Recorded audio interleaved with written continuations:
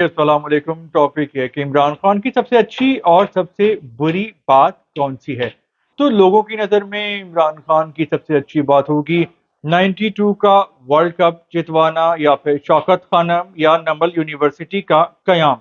लेकिन मेरी नज़र में इमरान खान की जो सबसे अच्छी बात है वो है शौकत खानम अस्पताल और नमल यूनिवर्सिटी का कयाम। इसी तरह इमरान खान की जो सबसे बुरी बात है वो लोगों की नज़र में होगी प्ले बॉय का होना, यू टर्न लेना। मेरी नज़र में इमरान खान की जो सबसे बुरी बात है वो है यू टर्न लेना। तो आपकी नज़र में उनकी अच्छी और बुरी बात क्या है? आप भी बता सकते हैं।